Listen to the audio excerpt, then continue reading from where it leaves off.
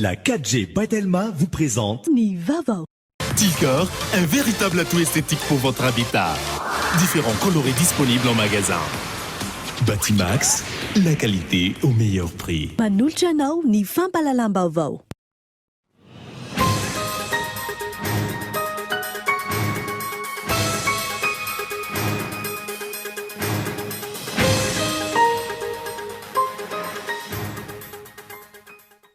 Mitoetra ny ady atao amin'ny Covid-19 eto Madagasikara na dia toy ny mifanohitra amin'izay izany hoe teny anivon'ny fiarahamonina. Tombo isa ireo tsy manao arotava, tangorona eto Seroa sy ny maro hafa. Ady hafatrehana fanampin'izay ny fanarenana ny lafiny sosialy sy ny ara toe-karena izay misedra olana vokatry ny fihibohana. Teratany malagasy miisa 2.30 avy any Afrika no nikadina an-tanindrazana androany. Nisy ny fitaovana vaovao nampiasaina hitsirihana ara-pahasalamana azy ireo teo ampatongavana ary natao mise en quarantaine eny Ambatondravavy. Noho ny fioaram-pefy manoloana ny fiverenana tsikelikely amin'ny fiainana andavanandro, ndroso tamin'ny assainissement na ny fanadiovana ny eo anivon'ny commune Antananarivo renivohitra. Etsika izay tafiditra amin'ny fanadiovana, fanajana ny lalàna ary ny famerenana ny asin'ny tanàna Antananarivo. Miparitaka amin'izao fotoan'izao ny basy ireo fitaovam-piadiana mahery vaika tao anatin'ny enim-bolana ho an'ny fianaratsoa manokana. Misy 450 ireo basy vita gasy tratra ary misy 80 ireo armes de guerre tratra. Mbola miteraka fihetsepo marobe ny fifanarana ny fanaovan'ny les Émirats Arabes Unis sy Israël. Midika ho famadihana ho ireo mponina palestiniana io fifanarana io izay teo ambany fibaikoan'ny États-Unis. Ny andindinindreo avy hatrany.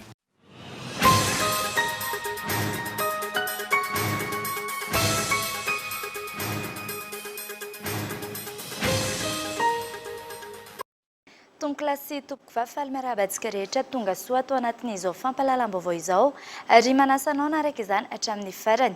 Isantarantsika ny fampalalam-baovao mitoetra ny ady atao amin'ny Covid-19 eto Madagasikara na dia toy ny fanohitra amin'izay aza no hita eny anivon'ny fiarahamonina eny.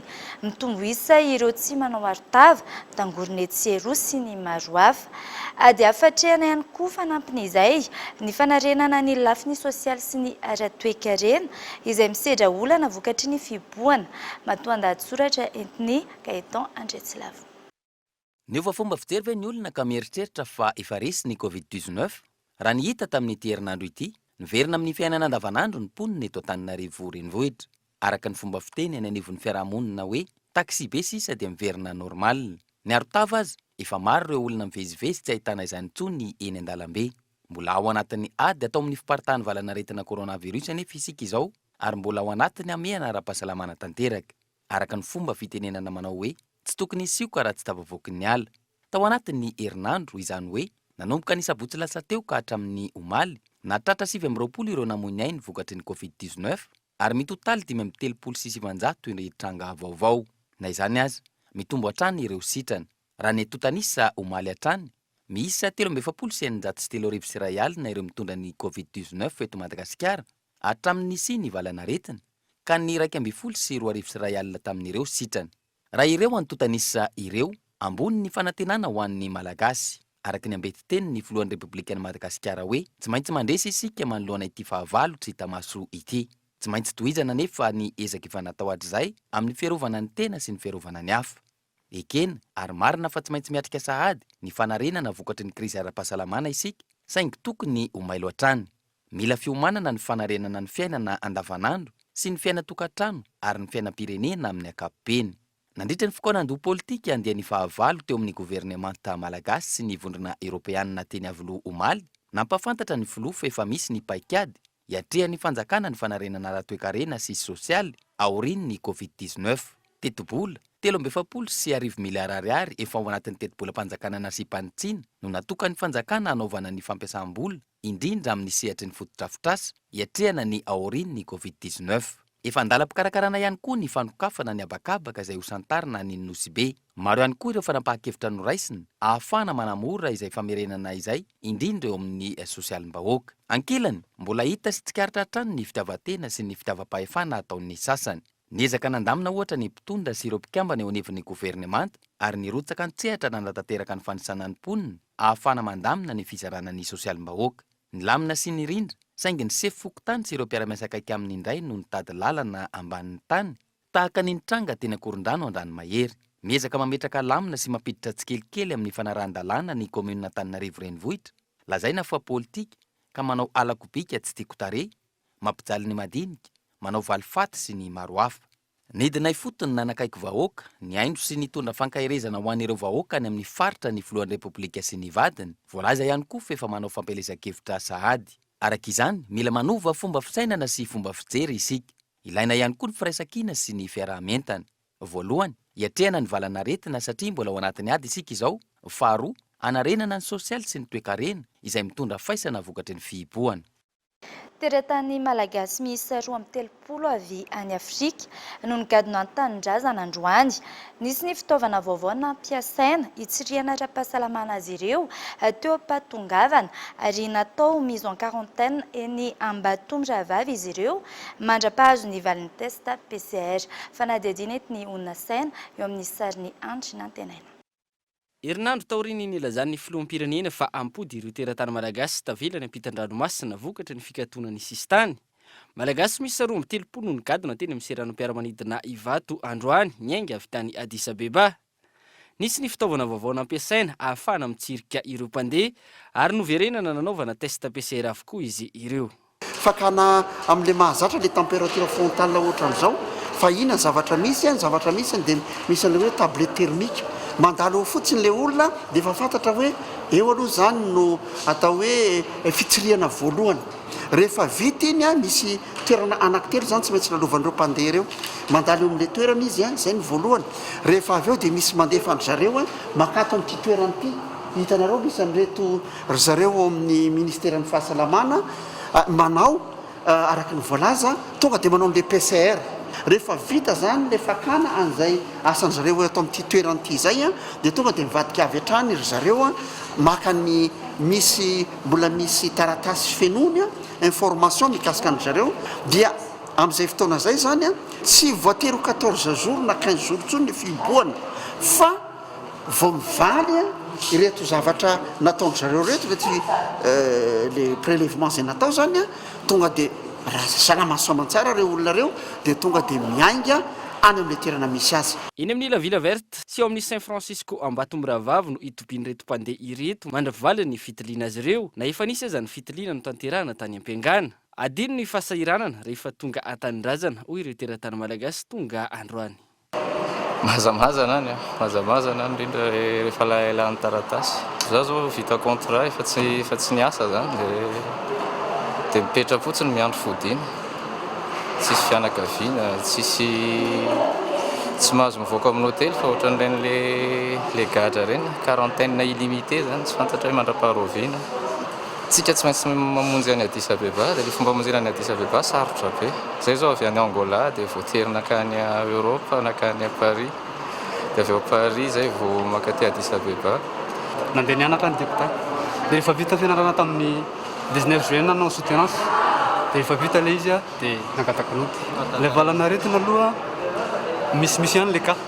Fa ny an'zareo tany Sénégal efa déconfiné izy. Zany hoe niezaka nianatra niaina miaraka amin'ny virus zany tena maro. Araka n'le fanambaran'ny président zareo mihitsy zany. Dia zany no iainan'ny vahoaka. Ankoatra ity androany ity manodidina ny 700 ireo mpandeha ho tonga an-tanindrazana avy any Eropa ho an'ny andron'ny rampitso ary efa milamina avokoa ny fandraisana azy ireo hoy ny tompon'andraikitra. Roa indray no lavy valanaretina Covid-19 araka ny tatitra io atoandro io. Misy araiky amin'ny 20 ny tranga vaovao ary eto amin'ny faritra ny Lalamanga avokoa ny 270 amin'izy ireo. Ny ampy araiky amin'ny 20 sy 200 kosa ireo sitrana ary ny tombo 10 ireo marary mafy. Nela Ranefson. Araiky amin'ny 20 anisan'ny tranga vaovao indray Raika amby roapolo sy roanjato kosa no sitrana somatsara ny ena 12% zany ireo olona izay mbola mitondra ny tsimikaretina coronavirus eto Madagasikara amin'ireo fitiliana olona rehetra voatily ary ny forme grave kosa dia miampy 5 roa no laviny valaretina COVID-19 tao anatin'izay 4 ora farany izay. Tamin'ireo fitiliana miisa 5.7 natao, 2.8 ireo tranga vaovao. Efa niena ny tany olona voamarina fa mitondra ny valanaretina raha ny eto amin'ny faritra Analamanga. Tamin'ireo tranga vaovao, 2.7 no hita teto amin'ny faritra Analamanga, 13 tao Diana, Matsatra Ambony 9, Sofiany 4, Savany 3, Anosy ny 3, roa avy kosa ny tao Boeny, Antsimandrefana sy Vakinankaratra. Nisy ihany koa ireo sitrana somatsara izay miisa 2.9 ary ny tombo 5 ireo matrary mafy. 470 izy ireo sika ka ny 40 eto faritra Analamanga ary ny ambiny dia misy faritra 4 zany mbola misy forme grave ankehitriny. Momba ny faritra Analamanga lehibe misy 40 dia ny 40 amin'izy ireo HRB Befelatanana, HRL Sivy, hôpitaly anosiala ny 10 Andotapenaka ny 10, centre de traitement COVID-19 Mamasina 9, hôpitaly militaire 2 ary hôpitaly Fenorivo anankiray. Faritra Tsirabe, faritra Vakinankaratra ao Tsirabe ny 10, Fianaratsoa 12, Toliara 4 ary ny faritra Boeny ny anankifito. Izay ireo olona izay ao anatin'ny forme grave. Hatreto, mitotaly 4.703 alina ireo olona voamarina fa mitondra ny tsimikaretina COVID-19 eto Madagasikara. 2.3 alina amin'izany no sitrana. Ary 4.7 ankehitriny ireo mbola manaraka fitsabony. Miisa 470 kosa ankilany ny marary mafy. Ary 420 amin'izao no laviny ity valanaretina ity. Izany amin'ny feo amin'ny lafiny politika kosa indray, maro amin'ireo antoko politika mijoro eto amin'ny firenena no efa tsy hita taratra intsony eo amin'ny fiainam-pirenena. Efa anarantsy very sisa no maro anisa ankehitriny ary tsy fantatra mazava ny antom-pisian'izy ireny. Ilaina ny fandraisana fepetra mikasika azy ireny raha ny fanadihadiana. Henri Florian. Antoko politika maherin'ny 50% no misoratra eny anivon'ny ministerany atany sy ny fitsinjaram-pahefana amin'izao fotoana izao. Voaporofo ihany koa ankehitriny fa maro ireo milaza azy ho antoko politika no efa nilaozan'ireo mpikambana tao amin'ny fatriny ny ela. Isan'ny mampametra-panontaniana ny maro amin'izao fotoana izao ny hoe inona no antom-pisian'ireo antoko politika marobe eto Madagasikara nefa tsy mandray anjara akory amin'ny fifidianana no tsy hita taratra intsony eo amin'ny fiainam-pirenena. Ny fisian'ny antoko politika maro samihafa ao amin'ny firenena iray izay manambara fa endriky ny fisian'ny demokrasia ao aminy. Na izany aza, tokony andraisana fepetra endrika ny antoko politika tsy mahafehy ny andraikiny hoy ny mpandinika politika nanaovana fanadihadiana androany. Isan'ny antom-pisian'ny antoko politika ankoatran'ny fanabeazana ny olom-pirenena sy ny mpikambana ao aminy ny firotsahako fidiana rehefa tonga ny fotoam-pifidianana. Tokony handray anjara feno eo amin'ny fiainam-pirenena ny antoko politika raha ny nambaran'ireo mpandinika politika. Dia tokony handray anjara feno izy eo amin'ny fiainam-pirenena. Inona avy zany sehatra tokony handraisany anjara eo amin'ny fiainam-pirenena zany. Isan'izany ireny fifidianana mifanesy eo anivon'ny atao karakaraina anivon'ny firenena ireny. Isan'izany ihany koa ny fanabeazana ny vahoaka, ohatra fampiofanana ny mpikambana, fanaovana ny kongresy na regionaly zany na nasionaly, hamaritana ny programa sy ny paikady isan-taona. Ny mampalahelo anefa mivoana ary tsy amin'ny tokony ho izy intsony ny valam-pamaritana ny antoko politika eto Madagasikara. Ny antoko politika zany eto Madagasikara dia sehatra fitabatabana, sehatra fanoherana, sehatra fitadiavana seza fotsiny ihany. Fa raha ny amerin-dohany ho amin'ny tombotsoa iombonana sy ho an'ny vahoaka dia tsy misy zany. Antoko politika nge tompony andraikitra feno amin'ny zava-mitranga eto amin'ny firenena. Tsy mifampikasika matetika amin'ny olom-pirenena ny antoko politika rehefa ivelany vaninandro ny mpifidianana. Tsy mazava akory ny fandarana asany, hany ka manontany tena ny mpifidy hoe inona ny tombony hoentiny antoko politika ireo. Amin'ny alalan'ny fifidianana ihany amin'ny mahatany demokratika no fandraisana fahefana. Toa lasa matahotra fifidianana ankilany ireo antoko politika sasany eto Madagasikara. Raha everenana ohatra, nandritra ny fifidianana soloavim-bahoaka farany teo, 20 amin'ireo antoko politika 200 mahery amin'izao fotoana izao izay mijoro ara-dalàna no nanana kandidata amin'ny fifidianana iny. Fanontaniana petraky ny mpanara-baovao ny hoe inona marina no tanjon'ireto antoko politika tsy mandray anjara amin'ny fifidianana ireto. Eo amin'ny lafiny toe-karena kosa indray araka ny tetiandro taom-piotazana vany 24 navoaky ny ministeran'ny fambolena sy ny fiompiana ary ny jona manomboka androany ny fiotazana sy ny fivarotana vany ao amin'ny faritra 3 eto Madagasikara ka isan'izany ny faritra Sava, ny faritra Sofia ary ny any amin'ny faritra Analanjorofo. Ireo zone montagneuse sy ireo zone intermédiaire amin'ireo faritra 3 ireo no voakasika izany. Nela Renefson. Faritra 3 manerana ny nosy no hanomboka androany ny fiotazana sy ny fivarotana vanille. Araka ny didim-panjakana laharana 4.707 tsipika 2.22 navoaka ny ministeran'ny fambolena sy ny fiompiana ary ny jona. Ho an'ireo zone montagneuse manomboka androany ny fiotazana sy fivarotana ny vanille ao amin'ny faritra Analanjorofo sy Sava. Ireo zone intermédiaire indray kosa no hanomboka ny fiotazana sy ny fivarotana ny vanille ao amin'ny faritra Sofia androany. Raha tsy ahivony nanomboka ny 15 janoary 2024 ny fiotazana sy fivarotana vanille atao amin'ny faritra Analanjorofo, Alaotra Mangoro, Antsimo Antsinanana, ny faritra Antsinanana, ny faritra Vadovavy Fitovinany. Ny faha 20 ny volana May lasa teo no efa nanomboka ny tao amin'ny faritra ambanin'ny Samborano ary ny 15 janoary ny ambonin'ny Samborano ao amin'ny faritra Idiana. Ho an'ny zone montagneuse ao amin'ny faritra Sofia, ny faha 4 ny volana Oktobra vao hanomboka ny fiotazana sy ny fivarotana ny vanille. Mikasika izay hatrany tsy mifanojo ny fotoana mampatoa ny vany sy ny fisokafan'ny tsena ka tsy nampisy ny tsena ny vany manta ao amin'ny faritra Sava. Tsy afa-po ihany koa ireo tantsaha manoloana ny fanapahan-kevitra ny raisina eo amin'ny famerana ny tsena ny vany. Nisy araka izany ny fikonan-doha ijerena sahady ny fanapahan-kevitra ho raisina amin'ny taona ho avy mikasika ity sehatry ny vany ity. Gaetan Andretsilava. Tao anatin'ny taona maro, tsy afa-po hatrany ireo tantsaha manoloana ny fanapahan-kevitra noraisina eo amin'ny famerana ny tsena ny vany manta. Matetika ny olana zany le proposition na daty zay niarahana manao dia tsy tanteraka. Zay zany lesoka hita. Antony iray tsy nisy ny tsena ny vany manta ny tsy fifanojoan'ny fotoana mampatoan'ny vany sy ny fisokafan'ny tsena ka tsy nahazon'ny commune ny tamberimbidiny. Amin'izao fotoana, nisy ny fandraisana fanapahan-kevitra. Raha taloha zany olona vitsivitsy be ny tanàna vitsivitsy fotsiny no manao proposition makana amin'ny ministèran'ny industrie ny varotra sy ny asa tanana amin'ny resaka calendrier-na ouverture ny tsena ny campagne dia amin'ity indray mitoraka tia dia ho antsoina daholo ny be ny tanàna rehetrarehetra miaraka amin'ny parlementaire ny député sy ny sénateur zany miaraka mandinika amin'ireo technician ao amin'ny fambolena ny proposition zay alefana ny ministèran'ny voateliko teo amin'ilay fotoana isokafany lavany. Noararotana nandritra ny fitsidihana nataon'ny filoha lefitry ny antenimieram-pirenena ny fikaonandoha niarahana tamin'ireo olom-boafidy sy ny tompon'andraikitra ao amin'ny faritra sy ny famenona ny fisy hamaritana ny tokony anokafana ny tsenany vany manta amin'ny taona ho avy. Nisy ny fanakianana momba izany sy ny vidin'ny vany manta izay tsara kalitao amin'izao fotoana. Nitombo be ny quantité ny lavanillantsika tamin'ity taona ty.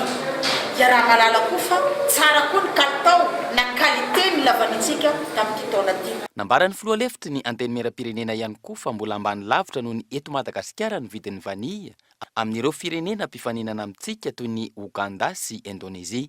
Misy fiantraikany amin'ny sehatry ny vany ihany koa ny valanaretina misy maneran-tany.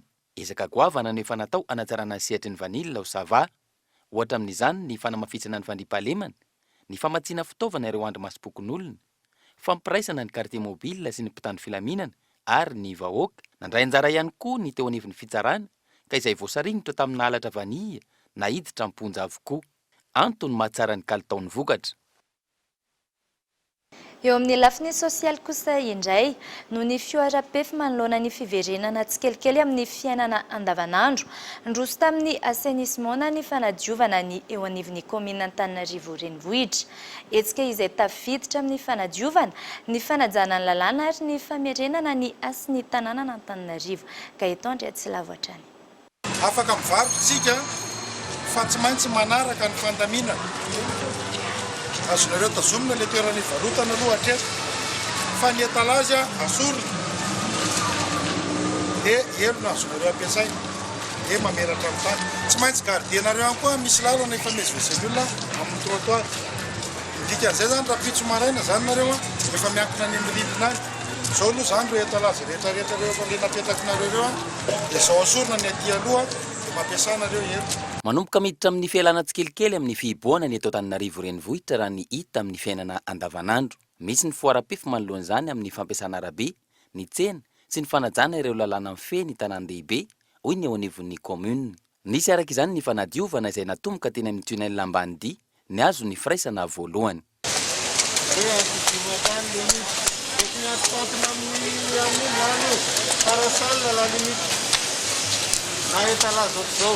Ianao io mialy io.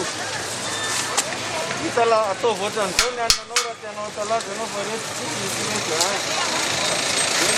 itoy izy io a makany Beoririka, makany Petite Vitesse hatrany Andravoahangy rehetrarehetra ary mety ao anatin'ny 5 andro zany zay dia assainissement fotsiny ezahana ny anadiovana an'ilay tanàna amerenana an'ilay asin'ny tanàna Antananarivo amin'ny endriny madio, amin'ny endriny manara-dalàna ary amin'ny endriny tany-tandalàna. Ankoatr'izay, hozarana batsa ireo komite stratégique miantsehatra amin'ny taxi izay natolotry ny association. Ireo komite ireo no mandrindra ny famendrana fanafody ireo taxi miasa amin'ireo site misy 5 eto Antananarivo renivohitra. Dia efa saika zareo komite ireo mandrindra miaraka amintsika commune urbaine Antananarivo ny any amin'ireny site ireny. Zay ny tsy hainontsika loatra problème satria zay problème mitranga any dia efa zareo mandray anazy dia mampita avy hatrany aty amin'ny commune urbaine Antananarivo aty amin'ny direction ny transport dia izahay mamaly avy hatrany an'izay etaeta sy mitady vahaolana hoe inona ny tokony anatsarana an'izay fikarakarana ny ara-pahasalamana sy mifadiovan'ny taxi afahany manatotosatsaka sy andava ny asany amin'izao amena ara-pahasalamana izao. Androany no nanantanteraka ny fivoriana voalohany teny Tsimbazaza ireo mpikambana eo anivon'ny komite stratégique ny taxi ireo. Tanjona hatrany hoy ny eo anivon'ny commune Antananarivo renivohitra ny ametraka fampanaran-dalàna, ny fanajana ny fahadiovana sy ny filaminana ahafana mamerina ny asy ny tanàna Antananarivo amin'ny maha renivohitra Madagasikara azy. Fa mialohan'ny anarantsika ny toy ny fampahalalam-baovao toy ny mikasika ny fandaminana ho an'ny fakana ny fisotrondronono sy ny sehatra iraisam-pirenena dia anaraka dokavatra isika.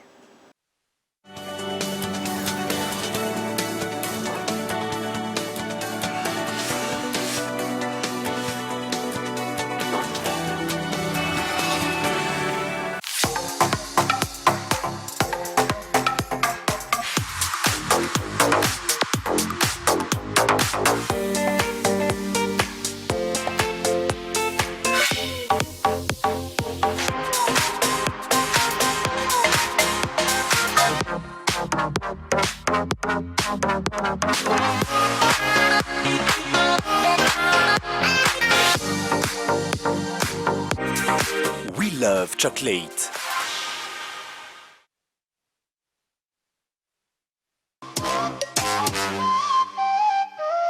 Orninne, finti atao. Code recharge andray koa zao ny vaovao. Tsy mila mividy carte dia veo ikikiky. Ny code recharge vahaolana mampitsiky. Code recharge ahoana azavao. Tsy mila kikisana tsony ny crédinao. Ny code recharge andray zao ny nouveauté. Amin'ny fotoana rehetra dia afaka ampiasainy se. Crédit manomboka amin'ny arivo ariary ka hatramin'ny 10 alina dia mety foana ralina. Mahazo SMS amin'izay anao avy eo. Ahitanao ireo code recharge ireo. Azo tehirizina ny code recharge. Azonao zaraina. Partageable, tsy mora very, tsy mampiasa taratasy. Manatona mpanjara teto atsika malagasy.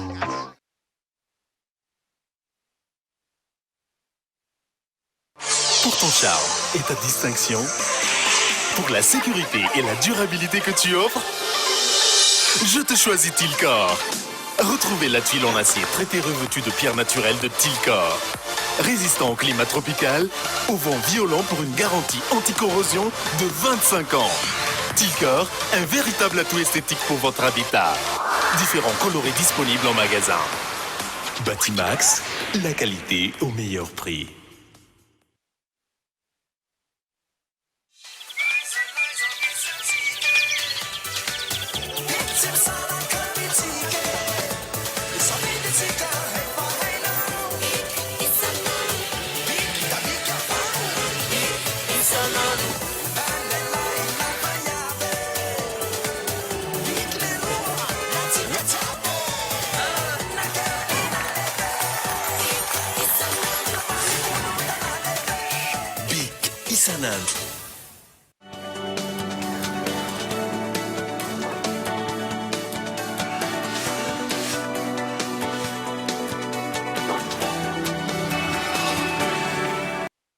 Tavaverina eto amin'ny fampahalalam-baovao isika. Androany no fe-potoana farany tokony hifindran'ireo mpivarotra eo amin'ny tsenany Hilton Ambatondrazaka any amin'ny toerana afarany fiomanana amin'ny fanamboarana kasany fiadidinan'ny tanàna ho atao no antony izay famindrana izay. Fanamboarana ny tsena izay tafiditra ao anatin'ny fametrahana ireo foto-drafitrasa sampam-pandrosoana avy amin'ny mpitondra fanjakana. Fanadidina Entiny Gaetan Andriatsilava. Na mbola tsy voafaritra mazava aza hatreto ny hoe Raoviana no anomboka ny asa fanarenana ny tsenana Ambatondrazaka, efa miroso amin'ny fanomanana ny fanesorana ireo mpivarotra ny onivon'ny commune na Andrenivohitra ao an-toerana. Amin'ny fifanarahana eo anivon'ny commune sy ny mpivarotra anankiray dia mazava tsara fa hoe rehefa misy fanatsarana na ilan'ny commune ny toerana dia tokony manaiky miala avy hatrany. Ka zany eto dia mametraka hoe fanatsarana no atao ao, tsy tokony isy ametraka olana angamba raha olona misaina fa samy resy lahatra antsika fa mila fanatsarana tokoa ny toerana. Araka ny fandaminany eo anivon'ny commune, ity herinandro ity ny fe-potoana farany ifindran'ireo mpivarotra. Misy amin'ireo mpivarotra no mitsipaka sahady ny fandaminana atao ka inona iteraka sa vorovoro. Ao ihany koa nefa ireo makasitraka ny fanatsarana no ny fijaliana iainanao an-tsena rehefa fotoam-pahavaratra. Mbola tsy vita anatin'ny herinandro le izy. Sady ilay fiatrana eny tsy tolorana eny mipetraka e. Fa zay ny sainy famonto ady ihany. Na tsy vita confirmation dia efa nitorana malalaka zay fiatranay. Mifangatana ity aloha dia hoe mikasika an'ity tsena ity satria milopotaka be zany eto aminay eto rehefa fahavaratra. Sanan'ilay hoe andeha hoe hiasa any an-tanimbary. Dia nangavy ny mpitondra fanjakana zay hoe mba amboary ny toerana misy aminay fa tena mijaly zay. Dia zany nampahatonga an'ilay hoe hifondrana makany zany anamboarana an'ilay toerana. Toerana feno fotaka rehefa fahavaratra ny ao amin'ny tsenany Hilton. Antony hirsoana amin'ny fanamboarana hoy ny bentanàna. Tsisy tsy menimenina angamba ny vahoaka rehetra na ny kely na lehibe na ny mpivarotra fa anisany toerana tena dobo-drano sy feno fotaka rehefa tonga ny fotoam-pahavaratra. Ka izay indrindra no antony andraisana hoe ao no ataony fanatsarana.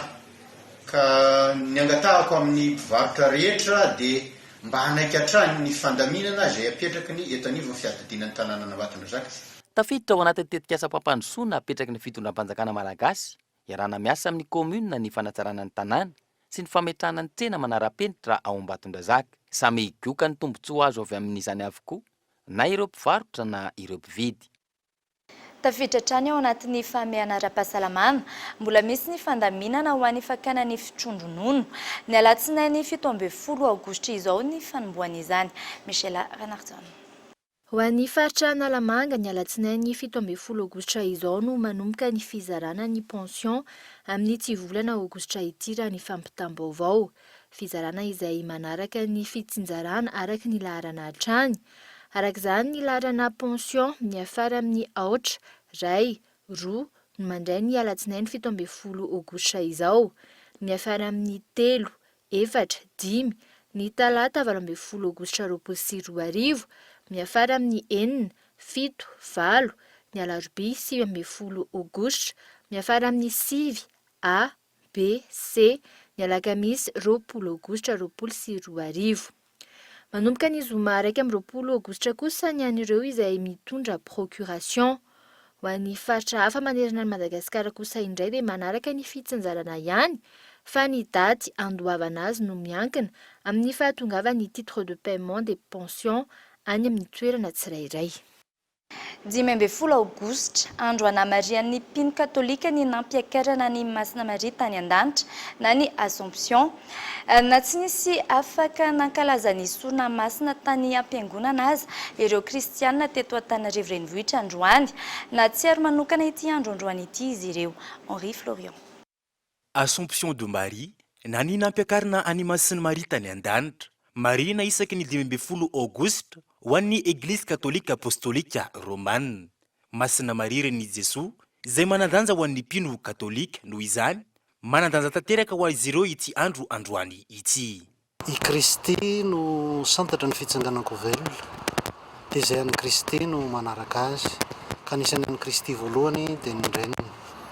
dikan'izay ho an'ny kristianina dia tsy vita eto an-tany ny fiainana fa aleo miandrandra ny lanitra dia ihany koa moa ny tanjon'ny finoana dia ny ho any an-danitra ny aonantsika amin'Andriamanitra mandrakizay dia manana anjara toerana manokana zany Masina Maria eo amin'ny mpino katolika amin'ny maharen'Andriamanitra azy. Izy no afaka nifidy amin'izay Jesoa no afaka nifidy amin'izay orenina dia Masina Maria zay tsy voakasym-pahotana mihitsy Masina Maria na dia kely aza dia izay koa no mahatonga anazy hoe any an-danitra izy. Lehibe ny fahefan'ny ren'i Jesoa raha ny fanazavana na tsy voalaza ao anatin'ny evanjely aza ny hafarany. Baiko ny anajana ny ren'i Jesoa ho an'ny mpino katolika. Nanamafy ny mopera nanaovana fanadidina androany fa tsy fankafizana manokana no anamarena izy ireo ny Assomption fa fanajana an'i Masina Maria ren'i Jesoa Kristy. Androany nanamarika ny andro ny akaren'i Masina Maria tany an-danitra ny Eglizy Katolika maneran-tany. Nisy ny sorona masina ho an'ireo fiangonana tsy voakasika amin'ny famorim-bahoaka raha toa ka tsy nisy sorona masina ny arahan'ny mpino rehetra kosa ho an'ny teto Antananarivo renivohitra. Famorongatra ny tsy fandriampahalemana eto Madagasikara indrindra tao anatin'izay fotoana nidirana amin'ny famehana ara-pahasalamana izay na eo aza ny ezaka ataon'ny mpitandro ny filaminana. Miparitaka ihany koa ny basy sy ireo fitaovam-piadiana mahery vaika tao anatin'ny embolana ho an'ny fianarantsoa manokana. Misa 450 ireo basy vita malagasy na gasy tratra ary misa 90 ireo armes de guerre tratra ihany koa. Gaëtan Andretsilavo. Niverina nirongatra ny tsy fandriampahalemana teto Madagasikara tamin'ity taona ity, indrindra hatramin'ny fotoana nidirana tao anatiny amehana ara-pahasalamana. Vokatry ny fifandonana teo amin'ny dahalo, tandara misa 2 ny voatifitra tao Morondava ka napiakarina eto Antananarivo androany. Ho an'ny faritany ny fianaratsoa manokana, raha natao ny tombana tao anatin'ny enim-bolana voalohany eo amin'ny tany Alatromby, Iosy no mitazona ny larana voalohany, manaraka azy Manandrina ary Kialamavony no eo amin'ny larana fahatelo. Ho an'ny Kialamavony manokana, misy dahalo misa 3 samy mifanehatra amin'ny mpitandro filaminana ary mbola mitohy ny opération any an-toerana amin'izao fotoana.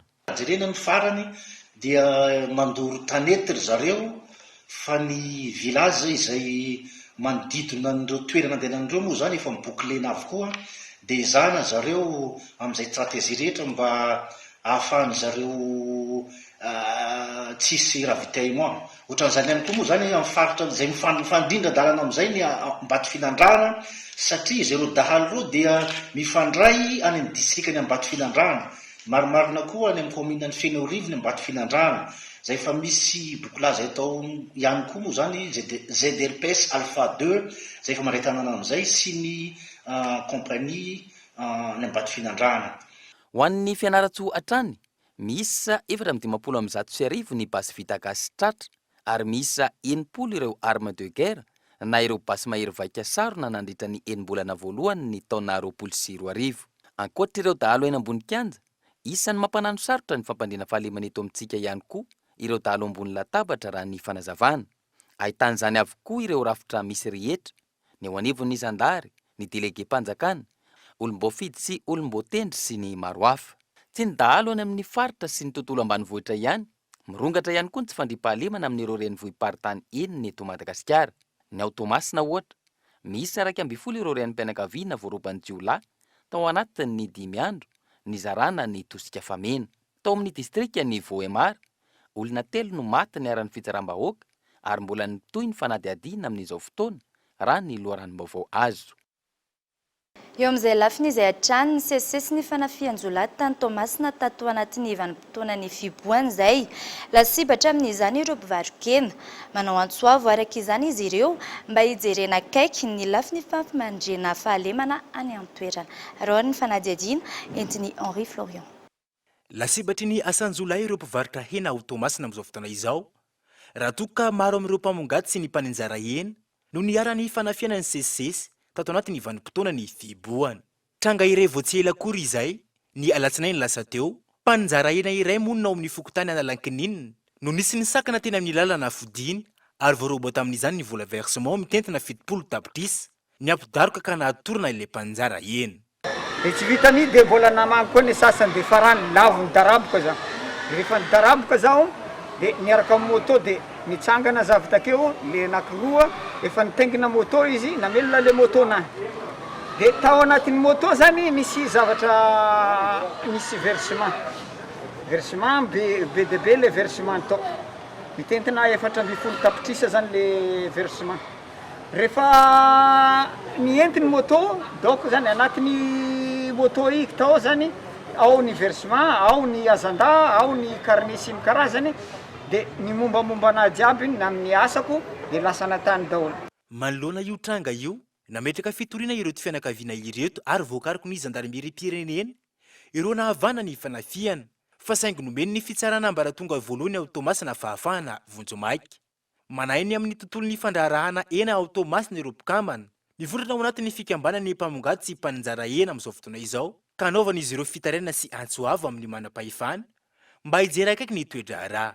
Fandrarahana anankiray izay atao hoe Mavoremia nitafian'olona tamin'ny lasinainy ary andro atoandro be nanary zao ary hita fa tena tsy milamina tanteraka ny sécurité eto Tomasina raha ny zava-misy satria mandrendriragnatsy zahay reto manoloana ny zava-misy izay nahazo namanay.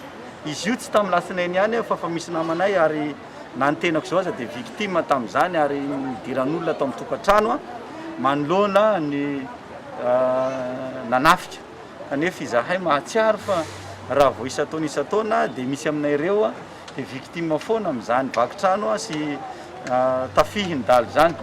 Arak'izany isan'ireo sehatrasa voatiotoiny tsy fandriam-pahalemana ao andreny votry be tsy misaraka ao ny fandraharahana hena amin'izao fotoana izao. Araky ny nambaran'ireo voatafika ny samy eo an-tanàna ihany no mifanafika sy mifandroba ary ahina fantatra ny mety isia ny karazana valifato ho an'ireo samy tory sy mijoro vavolombelona mahakasika izany. Miompana amin'ny resaka vato kosa ny fanadihadiana hoentina aminao anatin'ny fandaharana lalino eto amin'ny Kolo TV amin'ny alahady ho avy izao amin'ny 7:00 andeha arahintsika ny santionany amin'izany. Misy tompona andraikitry ny commune isaky ny carrière maka ny ticket de roulage arakaraka n'isan'ny camion araka izany no vola miditra. Arena ananan'i Madagasikara maro raha ny vato hoy ny géologue iray nanaovana fanadihadiana. Ankoatra ireo filana anatiny misy karazam-bato aondrany Madagasikara mankany ivelany ihany koa. Roapatelo ny velaran-tany Madagasikara dia saika ahitana granita avokoa. Amin'ny ankapobeny zany dia misy karazany ataontsika hoe rona telo eo ny karazana granita hita eto Madagasikara. Ny granita rose izay betsaka feldspathe rose izay hita amin'ny faritra Rivomamy izao hoe raha tsika mahita angamba fa misy fitandana granita izay amin'ny lalam-pirenena voalohany iny any atsimo ihany koa any amin'ny faritra Androy dia mbola ahitana io karazana granita io. Amin'ny ankapobeny izy io ampiasaina anorenana trano fa raha ny eto Madagasikara indray resana dia ahondrana izy io izany hoe ampiasaina anorenana ireny karazana monument historique ireny. Dia ny karazany faharoa granita somary manompo gris izay somary matroka izay hita any amin'ny faritra atsimo Madagasikara izay antsoina hoe labradorite moa izy io. Izy io ihany koa dia ahondrana any ivelan'ny Madagasikara. Dia ny karazana granita farany dia le granita akoatran'le rose izay hitantsika manerana ny io trandrahan'ny olona ampiasaina anorenana trano io miloko gris izay izy io anaovana pavé, anaovana fototra trano, anaovana gravion, fasana sy izay rehetrarehetra mety ho ampiasaina azy. Amin'ny ankapobeny zany dia le karazany fahatelo io no saika hita manerana ny nosy sy be mpampiasa ihany koa eto Madagasikara. Ankoatra ny voalaza etsy ambony, asa mampiasa ny vato ho akora fototra ihany koa ireo mpanao fasana. Asa iray izay vitsy mpanao saingy mahavelona raha ny fanadihadiana natao tamin'ny Michel mpanao fasana sy ny fianakaviany. 3 herinandro hatramin'ny iray volana sy tapany ny fanaovana fasana iray miankina amin'ny habeny sy ny pitsopitsony taken'ny tompony. Raha ny sarany 10 tapitrisa ariary no anaovan'izy ireo ny fasana iray raha ny vidiny ambany indrindra ary tafiakatra hatramin'ny 30 tapitrisa ariary izany raha be velarana sy maro ny sokotra atao aminy.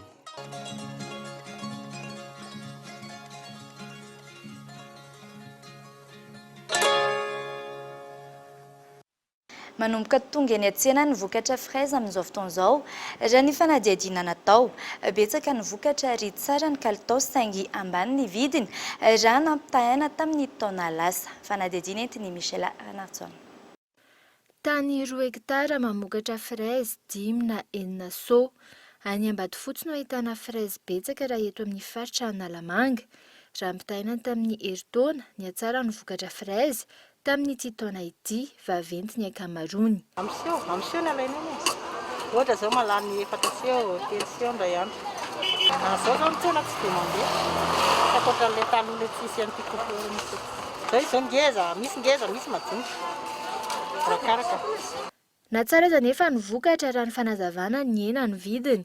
Raha toa manodidina ny 4,000 ariary any ho any ny kilao ny fraise rehefa manomboka vokatra tahaka izao. Amin'izao manodidina ny 2,000 ariary hatramin'ny 3,000 ariary izany. Fomba vokatra rehefa vidiny tsy dia tsara. Zao 10,000, 15,000, arakaraka. Alanay alaina amseo 2,000 sy iray alina amseo 5,000 sy iray alina. Taloha 4,000 sy iray alina, 2 alina. Tamin'ity nidina zany ny vidiny tsy ataony tamin'eto.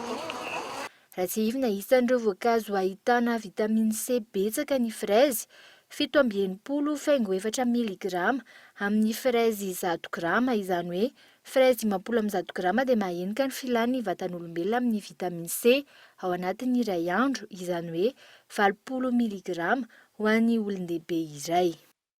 Fanankalaza sy nanamarika ny andro iraisam-pirenena ho an'ny tanora ihany koa ny tao amin'ny distrika Ambovimbeandroy na eo aza ny ameana ara-pahasalamana.